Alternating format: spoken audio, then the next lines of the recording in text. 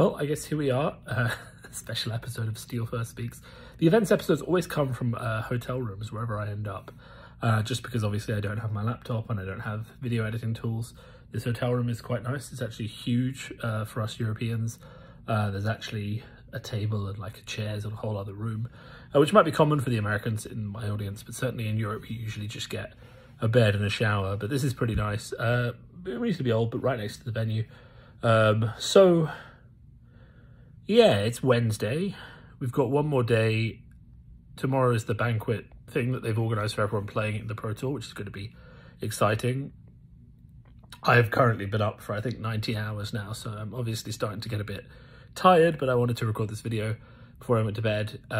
So, I mean, just to convey the atmosphere here on sort of the night, the Pro Tour hasn't even started yet, but there's about 30 people playing Fab in the lobby. There's 2 or 3 different hotels around. I know for a fact that there's 2 Airbnbs where there's a ton of playing and drafting going on tonight. And then in the other hotel lobby, I've seen about 10, 15 people playing Flesh and Blood as well. James White, the LSS team, were here. I met them. I met people like Tannen, Grace, and Flake. Like all of those guys are around as well. The LSS team seem to be really approachable, really friendly. So looking forward to chatting to them a bit more as this event goes on. But generally, we're going to do sort of shortish updates as we go through the event. But the atmosphere even here, even before everyone has arrived and everything, it's just already really good. So I'm really sort of looking forward to what happens, in sort of the next few days. I will say as a positive sort of content creator, because obviously when you're in the same room as Flake and Tannen, who have massive Twitter followings and are pretty big names in the world of card games in general, and I'm sitting there with my 1,000 subscribers, and I appreciate all of you guys. It is a bit daunting, but obviously, that is what it is. But James White recognized me when I said my name, which is kind of, that's just pretty much exciting. I mean, you spend a lot of time and energy making content about a game. You meet the guy who makes it and you think, oh, maybe he hasn't had a chance to look at my videos yet, and he actually recognizes you. It's pretty much all you can really hope for, and I think that's really nice and really good that he's done that. Also, no, I did not get any mad hints or spoilers or anything like that, so don't even think that. It was just a friendly conversation, and yeah, that's it really. So no, I don't have any secret Uprising spice for you or any secret tech. I will say that the Pro Tour does look like it's shaping up to be a rough sort of 3-horse race, which I know a lot of the commentary online has already been about. We have Stavro coming in, when he fuses, when he goes off, the deck just works. It smashes people into the ground. They can't compete with the damage output. We have Prism, who obviously is sitting there as a deck that is very hard to control and lock down, difficult for Stavro to deal with without a huge amount of go again.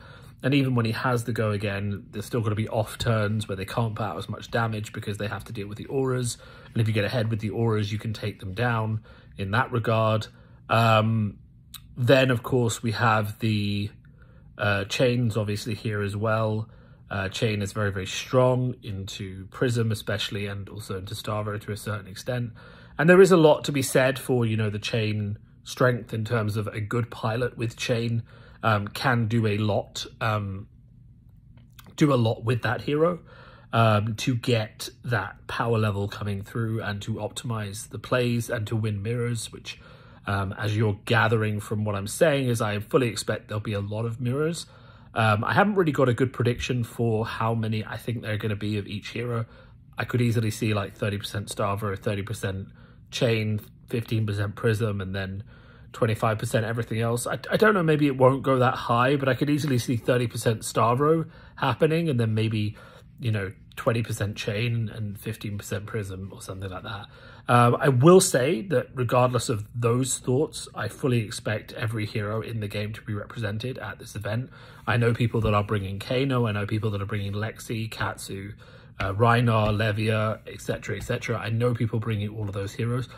It really is a testament. No, we're in a situation where the top tier decks are very much top tier for a reason, but the matchups, even with non-top tier decks, are not miles away on an average. So we are in a situation where a good Katsu player could come in and beat a Stavro, for example. Now, it's obviously not going to happen all the time. If it did, then Katsu would be a better deck than he is. But my point is that the heroes are balanced in a way that does actually make it somewhat productive to bring one of them to a tournament, and you will take games off these top tier decks, even though the decks are that good. So we will see, I think, certainly good performance from people who are very well practiced on specific heroes that are considered tier 1.5, tier 2.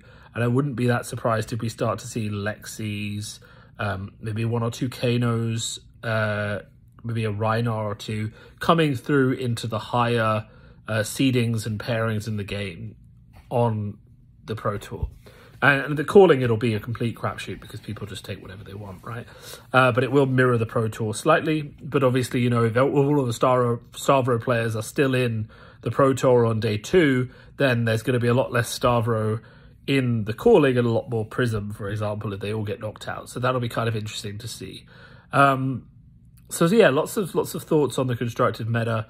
I obviously have more in detailed thoughts about different matchups and decks and things like that I'll share pretty much after the event, just because I know there's a lot of testing going into refining those ideas, and I don't want to spoil it for anyone on my team. You know, I'm not one of those content creators that puts out, you know, hints about what I'm playing or, you know, misleading things to try and lead someone down a path that I don't think is right. You know, I'm not going to come in here and tell you that Death Dealer Lexi is the best aggro deck in the format, and, you know, no one else can match her, right? I'm not going to do that. I'd rather just say nothing and not mislead people. But I do think those are the top 3 decks for the format. The last thing I want to say is I'm genuinely, I said this earlier to people, and I genuinely mean it, that I am actually very excited for the Blitz Battle Hardened on Sunday. Now, I'm going to be playing it only, assuming, I'm probably going to be playing it, let's be honest. If I make the top 8 of the Pro Tour, I'll be too stunned to care about what happens next. But realistically, Sunday is probably going to be Blitz Pro Tour, Blitz Battle Hardened. I have a Rhinar deck with me that I'm going to play. And I'm very interested to see what the meta is, because obviously we had the casting of the calling in Krakow. But after that, since that event, they have banned a lot of what I would consider the power cards, the turn 1 or 2 kill cards from the format, both from Viserai, Kano, etc. So it's very, very interesting for me to see what the speed of the format in Blitz now is. I suspect it may be a 3 to 4 turn format. I don't obviously have time to test it, so we're going in with Rhinar a bit untested into that format. But I do think it is going to be a 3 to 4 turn format, maybe 5 or 6 if games go a bit later. And that means that there's going to be a lot more time to set up a strategy, to get things going, and, you know, to generally have a lot more fun with what Blitz actually has to offer, instead of just having to rush through your opponent as quickly as you can, because they're going to kill you on turn 2, which is one of the problems that we saw in Krakow. So there's definitely going to be this sort of, you know, this sort of, maybe we'll say a speed difference, and we'll see how big the speed difference is. But I'm definitely interested to see how that format has changed, because I do like Blitz sometimes. I obviously prefer Classic Constructed because there's more time to establish your strategy and more time to, you know, deal with your opponent's threats rather than just dying because they had one threat. They have to have multiple threats, and they have to play consistently better over a long period of time. Whereas in Blitz, you have to just play consistently better for a short period of time. So I prefer Classic Constructed. But it is worth acknowledging that Blitz is quite a fun format, especially if it is balanced to be slower than a 2-turn format where it takes you 5, 6, 7, 8 turns to play through. And you actually feel like you have a proper game within that time. So it'll be very interesting to see what happens on that Sunday. Other than that, so obviously we're going into the Pro Tour. We've got the Banquet tomorrow night, which I think includes a Q&A session as well. So there might be some spoilers and some things put on just especially for the Pro Tour players, just to make them feel appreciated, because this is the first one. If people are interested, I can take photos of the food and things like that are going on and send them out on the community page. We also have, of course, the And deck registration, of course, happens then. On Friday, we're going into the Pro Tour proper. You need to have a 4 and 3 score to make day 2. So there's 7 rounds. 4-3 is perfectly achievable. I'm kind of hoping I can make 4-3. So I'm hoping to make at least day 2 of the Pro Tour. Obviously, we'd like to do a lot better, but it really depends, I think, on what decks I get matched up against. For example, if I have an early win and then I get paired up against Stavros for the whole tournament, that could be quite good. If I lose round 1 and then get paired up against Reinars and all this other kind of stuff, then I may just keep losing. So we're going to have to sort of see how that goes. Too early really to say, but we'll see. And then once we've done that, we obviously have Saturday, which is day 1 of the calling, day 2 of the Pro Tour, where you're fighting for one of those top 8 slots. But, you know, if you get top 64, you get a decent chunk of money. If you get top 32, you get your Pro Tour invite, professional tour invite to use whatever you want. And obviously, you know, the prizes increase as you go up. And then, of course, day 3 is day 2 of the calling, the Blitz Battle Hardened event, and of course, day 3 of the Pro Tour. So, you know, if I'm still playing in the Pro Tour on day 3, then you guys can cheer for me because I'll be doing very, very well. My goal is to at least make day 2, and 4-3 seems perfectly achievable for someone who's practiced as much as I have. And of course, if I get better than that, then that will be amazing as well. So I'm hopefully not going to have to play in the calling. If I do, that's fine. I'll just buy a ticket, I'll play in the calling, but hopefully I'm not going to have to play in the calling. Hopefully I will play in the Pro Tour and then the Battle Hardened Blitz event and not have to play in the calling. But, you know, this is one of those things, as I've said perfectly clear to people, I did want to take this Pro Tour seriously, but just the way it was scheduled, I couldn't really take as much time off to practice as I would have liked.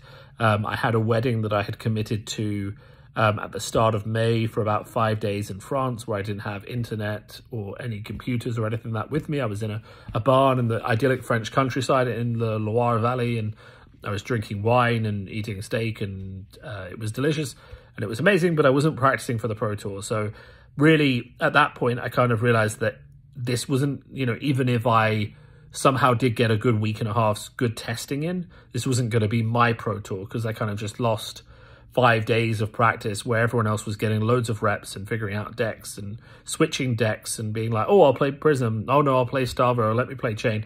I haven't really had the time to do that process, which is why I'm kind of on the deck that I'm on. And I've just been practicing one deck and just focusing on getting reps on that.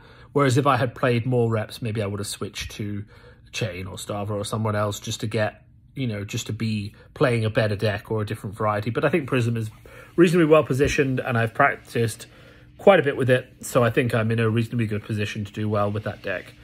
So let's just see how it goes, I think. I'm kind of really excited. I think it's going to be an amazing event. Pleased to be doing this all and talking to all of you and telling you about my experiences. And obviously we're going to have some content coming out over the weekend, just in terms of, you know, what's going on, how things are going on, how things are shaping up. So look forward to that. Speak to you all soon, and bye.